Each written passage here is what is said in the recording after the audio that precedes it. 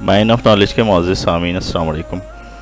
اس video میں ہم تاریخ عالم کے اہم ترین فتنہ تاتار کی بر صغیر اور ہندوستان میں یورشیں اور حملے اور مسلمان حکمرانوں، خصوصاً عظیم ترین مسلمان حکمران علاؤ الدین خلجی کی منگولوں کو شکست فاش کا احوال بتائیں گے، جس کے نتیجے میں منگولوں کے حملے ہندوستان میں ناپید ہو گئے، ان کی ہمتیں ٹوٹ گئیں اور وہ اسلام کی طرف راغب ہونا شروع ہوئے اور ان کا اپنے خداؤں سے ایمان اٹھ گیا۔ پھر یہی منگول بعد میں برصغیر کے عظیم مسلمان مغل بادشاہوں امیر تیمور اور بابر کی صورت میں اسلام کی طاقت بنے۔ اس ویڈیو میں ہم یہ بھی بتائیں گے کہ کیسے ہمارے بہادر بادشاہوں کو مسلمان اولیاء اور بزرگان دین کی دعائیں اور سرپرستی حاصل تھی، اور ان بزرگوں کی کرامات کی وجہ سے منگولوں کو شکست فاش دی گئی۔ خاص طور پہ علاؤ الدین خلجی کی فتوحات کو ہندوستانی مسلمان نظام الدین اولیاء رحمۃ اللہ علیہ کی دعاؤں کا اور کرامات کا اثر سمجھتے رہے ہیں ہمیشہ سے۔ اس کا ذکر مستند تاریخ فرشتہ، جس میں سے یہ ویڈیو تشکیل دی جا رہی ہے، بیان کیا گیا ہے۔ سامعین کرام، یہ بھی یاد رہے کہ عظیم مسلمان حکمران علاؤ الدین خلجی کو بالی ووڈ یعنی ہندوستان کی فلم انڈسٹری میں حالیہ ایک فلم بنا کر ولن کے طور پہ پیش کیا گیا ہے، کیونکہ وہ مسلمان حاکم تھا۔ ضرورت اس امر کی ہے کہ اب ان فلموں کا بائیک آؤٹ کر کے، جن میں مسلمانوں کو دہشت گرد اور ولن کے طور پہ پیش کیا جا رہا ہے، اپنے مسلمان چینلز تشکیل دیے جائیں جن میں ان ہیروز کے اصل کارنامے اور اپنی آنے والی نسلوں کو درست طور پر ان کا صحیح تاریخ پیش کی جائے، نہ کہ مسخ شدہ تاریخ پیش کی جائے جس طرح کے بالی ووڈ کی فلموں میں پیش کی جا رہی ہے اور ہیروؤں کو ولن بنا کے پیش کیا جا رہا ہے۔ سامعین کرام، یورپین مورخین اور محققین منگولوں کو تاتاری بھی لکھتے اور کہتے ہیں۔ اس وجہ سے عرب ریاستوں میں اور ساتھ ساتھ ایران، عراق، افغانستان کی ریاستوں میں انہیں مغول بولا جانے لگا، اور اس وقت گزرنے کے ساتھ ساتھ لب و لہجہ کی تبدیلی کی وجہ سے ہندوستان میں مختصر ہو کر مغل رہ گیا، اور یہ ایک ہی قوم کے مختلف نام ہیں۔ ہندوستان، پاکستان میں ان کو اب مغل کہا جاتا ہے۔ موجودہ منگولیا روس اور چین اور خصوصاً وسط ایشیائی سطح مرتفع صحرائے گوبی کے شمال اور سائبیریا کے جنوب سے تعلق رکھنے والی ایک قوم ہے۔ اس وقت منگولوں یا مغلوں کی کافی تعداد دنیا میں پھیلی ہوئی ہے۔ تاریخ عالم میں مغلوں کی اولین مشہور شخصیت جو تومنا خان کی 5ویں پشت میں تھا، چنگیز خان 1227 عیسوی، جس نے چین کے مشرقی ساحلوں سے لے کے یورپ کے وسط تک ایک عظیم سلطنت قائم کی۔ یہ تاریخ عالم کی سب سے بڑی سلطنتوں میں سے ایک تھی، جو مغرب میں ہنگری، شمال میں روس، جنوب میں انڈونیشیا اور وسط کے بیشتر علاقوں مثلاً افغانستان، ترکی، ازبکستان، گرجستان، آرمینیا، روس، ایران، پاکستان، چین اور بیشتر مشرقی وسطی پر مشتمل علاقوں پہ پھیلی ہوئی تھی۔ تاریخ عالم کی دوسری بڑی منگول سلطنت کی بنیاد تومنا خان کی پشت میں امیر تیمور گورکانی نے رکھی، جسے تیموری سلطنت بھی کہتے ہیں۔ تیسری مغل سلطنت کی بنیاد تومنا خان کی 15ویں اور امیر تیمور گورکانی کی 6ٹھی پشت میں مرزا ظہیر الدین بابر نے ہندوستان میں ابراہیم لودھی کو پانی پت کے میدان میں شکست دے کر 1526 میں رکھی، جو تقریباً 331 سال قائم رہی۔ اس کے بعد چند مخصوص تبدیلیاں ہوئیں، آئیے ان کا نقطۂ آغاز دیکھتے ہیں۔ سامعین کرام، مغل ہمیشہ سے ہندوستان پہ حملہ کرتے رہے۔ یہ منگول اکثر ہندوستان پہ حملہ کرتے رہے، جیسے کہ یہ تمام دنیا پہ اپنی سلطنت قائم کرنا چاہتے تھے۔ اسی دوران میں 16 جمادی الاخر 639 ہجری کو چنگیز خانی مغلوں نے دھاوا کر کے لاہور کا محاصرہ کر لیا۔ ملک کراکش حاکم لاہور نے یہ نالائق حرکت کی کہ اپنی فوج میں پھوٹ دیکھ کے آدھی رات کو شہر سے بھاگا اور سیدھا دہلی پہنچا۔ چنگیزیوں نے لاہور کو خوب تخت و تاراج کیا اور بہت سے لوگوں کو زندہ گرفتار کر لیا۔ جب بہرام شاہ نے یہ واقعہ سنا تو امیروں کو قصر سعید میں جمع کر کے اپنی اطاعت کا ان سے جدید اقرار لیا، اور نظام الملک اور قطب الدین حسن غوری کو اس مہم پہ نامزد کر کے ان مغلوں کے مقابلے کے لیے روانہ کیا۔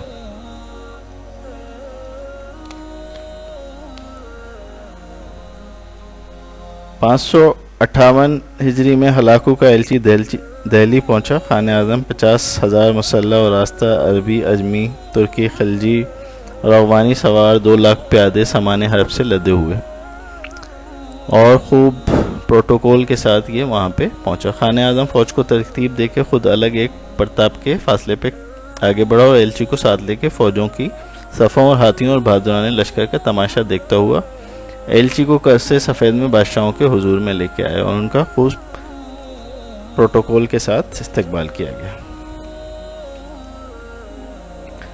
اسی زمانے میں ارغون خان بن ہلاکو خان ایران کے تخت پہ بیٹھا اور تیمور خان جو نامی چنگیزی امیر اور ہرات، کندھار، بلخ، بدخشاں، غزنہ اور بامیان وغیرہ کا حاکم تھا، اپنے عزیزوں اور ہم قوموں کا بدلہ لینے کے لیے جو کہ مسلمان حکمرانوں نے ان کو دی تھی، ہندوستان آیا۔ جو معرکہ جنگ میں خان شہید کے مقابلے میں قتل ہوئے تھے، خاص طور پہ 20,000 مغلوں کے ایک جرال لشکر کے ساتھ لاہور اور دیپالپور کے درمیان میں آیا اور اس کو تخت و تاراج کر کے ملتان کی طرف بڑھا۔ خان شہید نے تیمور خان کی آمد کی خبر سن کے چاشت کے قریب ملتان سے کوچ کیا اور دریائے لاہور کے کنارے جو نواح ملتان میں بہتا ہے، عین دوپہر میں تیمور خان سے معرکہ آرائی کرنے کا ارادہ کیا۔ تیمور خان نے دریا کو عبور کر کے اپنے میمنہ میسرہ قلب لشکر کی ترتیب دی اور جنگ آزمائی میں مشغول ہوا۔ بلبنی سپاہ کی جانبازی سے چند نامی مغل سردار مارے گئے اور تیمور خان کو شکست فاش ہوئی۔ 691 میں ہلاکو خان کے ایک عزیز نے مغلوں کی 10 تمن کے ایک جرار لشکر سے ہندوستان پہ حملہ کیا۔ بادشاہ یہ سنتے ہی اپنی زبردست فوج لے کے مغلوں کے مقابلے کے لیے آیا۔ حرام کے مقام پہ دونوں لشکروں کا مقابلہ ہوا۔ دریا کے دونوں طرف فوجوں نے ڈیرے ڈال دیے اور ایک بڑے میدان کو مرکز جنگ قرار دے کر پہلے دونوں لشکروں کے کراولوں نے لڑائی کی ابتدا کی۔ اس لڑائی میں بھی بہت سے سپاہی مارے گئے اور دونوں فوجوں کے قلب لشکر کا مقابلہ ہوا اور خون ریز لڑائی واقع ہوئی۔ خلجیوں کی مردانگی سے مسلمانوں کو فتح ہوئی اور بہت سے مغل سردار لڑائی میں کام آئے اور 2000 مغل امیر اور چند نامی مغل سردار گرفتار ہوئے۔ اس دوران میں چند معتبر لوگوں نے صلح کی بنیاد ڈالی اور اپنے ارادے میں کامیاب بھی ہوئے۔ بادشاہ نے مغل سردار کو بیٹا کہا اور اس نے بادشاہ کو باپ کے لقب سے یاد کیا، اور اگرچہ دوری کی وجہ سے ایک دوسرے سے اچھی طرح نہ مل سکے لیکن ہر ایک نے دوسرے کو ضرور دیکھ لیا اور جان بین سے ارسال تحفہ تحائف کے بعد مغلوں کا لشکر اپنے ملک کو واپس روانہ ہو گیا۔ اسی اثنا میں ایک بہت اچھا ایونٹ ہوا کہ چنگیز خان کے نواسے کا مسلمان ہونا۔ اس لڑائی میں چنگیز خان کا نواسا مسمی الغو خان ماں اپنے لشکر کے مسلمان ہوا اور بادشاہ نے اپنی بیٹی سے بیعت دی۔ اس صلح کے بعد جلال الدین خلجی نے اپنے بیٹے ارکلی خان کو ملتان و لاہور اور سندھ کا حاکم بنایا اور خود دارالحکومت کو واپس آیا۔ الغو خان اور اس کے تابعین نے 9 مسلموں کے خطاب سے شہرت پائی اور انہوں نے مودہ غیاث پور کو، جہاں حضرت شیخ نظام الدین اولیاء آرام فرماتے ہیں، اپنا مسکن قرار دے کر اس مقام کو مغل پورہ کے نام سے موسوم کیا۔ دوبارہ بادشاہ سفر میں تھا کہ معاورہ نہر میں بھی خبر پہنچ گئی کہ اس دور دراز سفر سے لوٹنے میں بادشاہ کو عرصہ لگے گا۔ مغلوں کی ایک جماعت مسمی ترغی کی ماتحتی میں ہندوستان کو تخت و تاراج کرنے کے لیے اپنے ملک سے روانہ ہوئی۔ یہ علاء الدین خلجی کا دور تھا۔ علاء الدین خلجی نے یہ خبر سنتے ہی دوسرے قلعوں اور ملکوں کے فتح کا ارادہ ملتوی کیا، اور وہ پوری دنیا فتح کرنا چاہتا تھا، لیکن اس ارادے کو ملتوی کیا اور جلد سے جلد کوچ کرتا ہوا دہلی پہنچا۔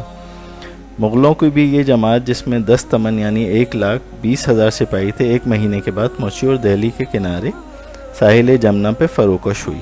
چونکہ بادشاہ کے لشکر کا بہترین حصہ ورنگل کی مہم پہ دکن گیا ہوا تھا اور اکثر امیر اپنی جاگیروں میں مقیم تھے، علاء الدین خلجی کو ان مغلوں سے پیچھا چھڑانا مشکل نظر آیا۔ بادشاہ اپنے مال کار میں حیران تھا، مگر جس طرح بن پڑا دہلی سے نکل کے سیری میں خیمہ غزن ہوا۔ بادشاہ نے اپنی فوج کے گرد خندق کھدوائی اور لشکر گاہ کے چاروں طرف خار بندی کر کے راستے کو بالکل مسدود کر دیا اور امیروں کی آمد کے انتظار میں لمحے گننے لگا۔ مغلوں نے دہلی کی حدود پر قبضہ کر کے اطوار و جوانب کو خوب مضبوط اور مستحکم کر لیا تھا۔ جو امیر کول و برن میں مقیم تھے وہ اپنے آپ کو بادشاہ تک نہ پہنچا سکے۔ مغلوں کی شوخی اس حد تک پہنچ گئی کہ چند مرتبہ انہوں نے خاص شہر دہلی پہ چھاپا مارا اور انبار سے غلہ اٹھا کے لے گئے، اور اس طرح بار بار لشکر پہ حملہ کر کے بہتوں کو ہلاک اور زخمی کیا۔ دہلی کی مخلوق ان مصیبتوں سے تنگ آ گئی، بادشاہ کو بھی بےحد پریشانی لاحق ہوئی۔ علاء الدین خلجی نے حضرت سلطان نظام الدین اولیاء رحمۃ اللہ علیہ سے مدد طلب کی اور اس مصیبت کے دور ہونے کے لیے محبوب الہی کا دامن پکڑ لیا۔ مورخین لکھتے ہیں کہ اسی رات ترغی جو کہ منگولوں کا سربراہ تھا، اس پہ ایسا خوف طاری ہوا کہ باوجود اس کے کہ 2 مہینے سے محاصرہ کیے ہوئے تھا، بغیر کسی رکاوٹ کے رات کوچ کر کے اپنے ملک کو واپس بھاگ گیا۔ لوگوں نے اس ناگہانی آفت کے اس طرح دور ہونے کو حضرت سلطان نظام الدین اولیاء کی کرامت تصور کیا، اور بادشاہ نے اس واقعے سے یہ سبق سیکھ لیا کہ سکندر کی طرح سارے عالم میں فتح کا ڈنکا بجانا علاء الدین خلجی کے لیے محال ہے۔ دارالحکومت میں رہ کے انہیں زبردست دشمنوں سے ہر وقت ہوشیار رہنا ایک بڑی نعمت ہے۔ لہٰذا علاء الدین نے اپنا ساری دنیا فتح کرنے کا جو اس کا ارادہ تھا اس کو چھوڑ دیا، اور اپنی حکومت کو جو اس کے پاس موجود تھی ہند کی حکومت، اس کو اس نے مستحکم کرنے میں اپنا تمام وقت لگانا شروع کیا۔ 704 ہجری میں چنگیز خان کے نواسے اور خواجہ ترپال نے باہم مل کے 40,000 سواروں کی جمعیت سے ہندوستان پہ دعویٰ بول دیا دوبارہ۔ مغلوں نے کوہ سوالک پہ قبضہ کر کے امروہ تک سارے ملک جی بھر کے لوٹا اور فسق و فجور کا کوئی دقیقہ اٹھا نہ رکھا۔ بادشاہ نے ملک نائب غازی اور غازی ملک دونوں کو مغل فوج کی سرکوبی کے لیے روانہ کیا۔ دونوں امیر ایک جرار لشکر حملہ لے کے جلد سے جلد مغلوں کے سر پہ پہنچ گئے۔ بادشاہ نے ملک نائب اور غازی ملک کو حکم دیا کہ مغلوں کے قتل و غارت گری میں پوری جاں فشانی سے کام لیں، ان میں سے ایک فرد کو بھی زندہ نہ واپس جانے دیں۔ ملک نائب اور غازی ملک نے حدود امروہہ میں مغلوں کو شکست دی اور بہتوں کو تلوار کے گھاٹ اتار کے بقیہ لوگوں کو گرفتار کیا۔ علی بیگ اور خواجہ ترپال بھی زندہ قید ہوئے۔ ملک نائب اور غازی ملک 20,000 گھوڑے مال غنیمت اور قیدیوں کو زنجیروں میں جکڑ کے بادشاہ کی خدمت میں حاضر ہوئے۔ علاء الدین خلجی نے اس روز نئے شہر سے باہر نکل کے چبوترہ سبحانی پہ دربار عام کیا۔ بادشاہ کی نشست سے لے کے اندر پرست تک فوج کھڑی کی گئی اور علی بیگ اور خواجہ ترپال اس وقت بادشاہ کے سامنے پیش کیے گئے۔ علاء الدین نے ان دونوں قیدیوں کو ہاتھیوں کے پیروں کے نیچے ڈلوا دیا اور ان کے ساتھیوں کو اپنے سامنے تہتہ کرایا۔ کہتے ہیں کہ اس دن خلقت خدا کا ایسا ہجوم تھا کہ 20 جیتل اور نیم تنگائے نکرہ کو بھی ایک کٹورا پانی کا میسر نہ ہوتا تھا۔ بادشاہ نے مال غنیمت کے گھوڑے اپنے امیروں میں تقسیم کیے اور حکم دیا کہ شہر سیری کے برج جو نئے تعمیر ہو رہے ہیں ان میں پتھر اور اونٹوں کے بجائے 8,000 مقتول مغلوں کے سر سے کام لیا جائے۔ علاء الدین خلجی نے غازی ملک تغلق کو پہلے سے زیادہ نوازش اور تقرب سے سرفراز کر کے اسے مملکت پنجاب کے سیاہ و سفید کا مالک بنا دیا اور راکت خان کو گجرات کا امیر العمرہ بنا کے سپاہ و لشکر کے ساتھ ادھر سے روانہ کیا۔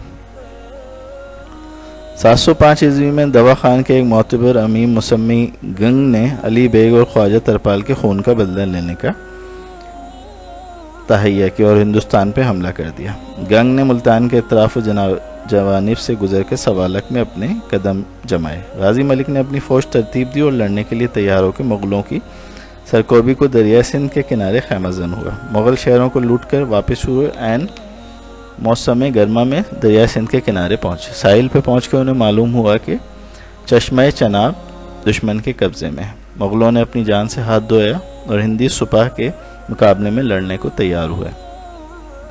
اس اضطرابی جنگ سے کچھ فائدہ نہیں نکلا اور مغل سپاہیوں کا ایک کثیر گروہ مارا گیا۔ گنگ زندہ قید ہوا اور مغلوں کے جو سپاہی اس جنگ سے بچ کر بھاگے وہ جنگل میں پیاس کے مارے مارے گئے۔ دشمنوں کو زن و فردین گرفتار ہوئے اور اس رہزن جماعت پر ایسی مصیبت پڑی کہ 50 یا 60 ہزار آدمیوں میں سے مشکل سے 3-4 ہزار سپاہی زندہ بچ کے بھاگ نکلے۔ اس فتح سے غازی ملک کا شہرہ اور بلند ہو گیا۔ غازی ملک جو کہ علاء الدین خلجی کا بہترین کمانڈر تھا، اس نے گنگ اور اس کے ہمراہی قیدیوں کو بادشاہ کی خدمت میں روانہ کیا۔ علاء الدین نے کوشک 1000 ستون کے سامنے گنگ اور اس کے سپاہیوں کو ہاتھیوں کے پیروں کے نیچے پامال کیا اور مار ڈالا اور اس معرکے کے مقتولین کے سروں سے بدایوں دروازے کے مقابل ایک جنگل میں ایک برج تعمیر کرایا۔ کہتے ہیں کہ اس برج کے نشانات اب تک باقی ہیں۔ اس سال مغلوں کے زن و فرزندوں کو دہلی اور تمام بلاد ہندوستان میں ہندو قیدیوں کی طرح فروخت کرنے لگ گئے۔ یہ سب وہی بدلہ تھا جو منگول ہر جگہ جا کے مسلمانوں کے سروں کو کاٹ کے ان کے مینار قائم کر دیتے تھے، تو علاؤ الدین نے ان کو باز رکھنے کے لیے ان کو اس طرح کی سزائیں دی۔ ایک زمانے کے بعد مغلستان سے ایک سیلاب پھر آیا اور اقبال مند نامی ایک مغل سردار بہت بڑی فوج لے کے ہندوستان پہنچا اور اس نے فساد برپا کرنے شروع کیے۔ غازی ملک نے اقبال مند پہ بھی لشکر کشی کی، اقبال کے سر پہ بھی ادبار کی گھٹا چھائی اور سردار ماں اپنے بے شمار ساتھیوں کے موت کے گھاٹ اترا۔ غازی ملک نے بہت سے قیدی گرفتار کیے اور انہوں نے دہلی بھیج دیا کہ ہاتھیوں کے پاؤں کے نیچے پامال کر دیے جائیں۔ اقبال کے واقعے کے بعد منگولوں پر ایسا خوف غالب ہوا کہ انہوں نے عرصے تک ہندوستان کی طرف آنکھ اٹھا کے بھی نہ دیکھا، اور سلطان قطب الدین کے زمانے تک سرزمین ہند مغلوں کے سیلاب سے بالکل محفوظ اور مامون رہی۔ غازی ملک کا مستقر دیپال پور تھا، لیکن یہ تغلقی امیر ہر سال کابل، غزنی، قندھار اور گرم سیر پہ حملہ آوری کر کے ان ملکوں کو تخت و تاراج کیا کرتا تھا اور ان شہروں سے خراج لے کے اپنے ملک کو واپس آتا تھا۔ مذکورہ بالا پے در پے شکستوں سے مغلوں میں منگولوں میں اتنا دم نہ رہا کہ غازی ملک کے مقابلے میں آ کے اپنی سرحد کی حفاظت کرتے۔ غازی ملک عظیم مسلمان فاتح تھا جو علاؤ الدین خلجی کے انڈر میں تھا، اور اس نے ان کو منگولوں کو بڑا ٹف ٹائم دیا تھا۔ غرض کے منگولوں کی غارت گری کا سلسلہ منقطع ہوا اور ہندوستان کے اکثر شہر جو مفسدوں اور سرکشوں کا ملجا اور ماوا تھے، شاہی حکومت کے زیر اثر ہو گئے، اور مالوا کا ملک باغیوں اور فتنہ پروادوں کے وجود سے ایسا صاف ہو گیا کہ آمد و رفت کے تمام راستے کھل گئے۔ تاجروں اور دوسرے پیشہ وروں کو لین دین کا موقع نصیب ہوا، ملک میں امن و امان کا دور دورہ ہوا، اور بادشاہ تخت سلطنت پر اطمینان سے بیٹھ کے دور دراز ملکوں کو اپنی فاتحانہ نظروں سے دیکھنے لگا۔ علاؤ الدین خلجی نے جس سمت نگاہ اٹھائی اسے تسخیر کر کے چھوڑا، اور جس غیر ملک کو چاہا بے محنت و مشقت اپنا کر لیا۔ سوال یہ پیدا ہوتا ہے کہ علاؤ الدین خلجی کی کامیابیوں کی کیا وجوہات تھی؟ ایک تو بہت زیادہ جرأت اور بہادر تھا، ثابت قدم تھا، اور تمام اوصاف اس کے اندر تھے جو تمام حکمرانوں میں ہو سکتے ہیں، جو کہ عظیم رہے یا عظمت پائی جنہوں نے۔ علاؤ الدین خلجی نے جس طرح اپنے ارادوں اور مقصدوں میں کامیابی حاصل کی، اور دوران ترتیب اور تدبیر میں جو سامان کامیابی کے حسن اتفاق سے پیدا ہوئے، انہیں دیکھ کے باز توش بادشاہ کی کرامت کے قائل ہوئے۔ لوگ اس کی کرامت بھی جانتے تھے اور اس کے ارادوں کو کشف و الہام سے بھی تعبیر دینے لگے تھے، اور بعض لوگوں کے خیال میں بادشاہ کے کاموں کو استدراج سمجھ کے اس کی تمام کامیابیوں کو خدا کے ابتلائی امتحان کا نتیجہ سمجھا۔ ایک کثیر گروہ علاؤ الدین خلجی کی اس کامیابی کا راز اس دور کے سلطان شیخ المشائخ نظام الدین محبوب الہی کے وجود کو جانتے رہے تھے، اور اس میں کافی حد تک حقیقت بھی ہے۔ جس طرح کہ الطغرل کے ساتھ ابن العربی ہر موقع پہ موجود رہے اور ان سے فائدہ اٹھاتا رہا ان کے وجود سے، اسی طرح برصغیر کے حکمران بھی بزرگان دین سے فیض لیتے رہے، اور انہی کی وجہ سے ان کی بچت ہوتی رہی اور وہ کافروں کے خلاف کامیابی حاصل کرتے رہے۔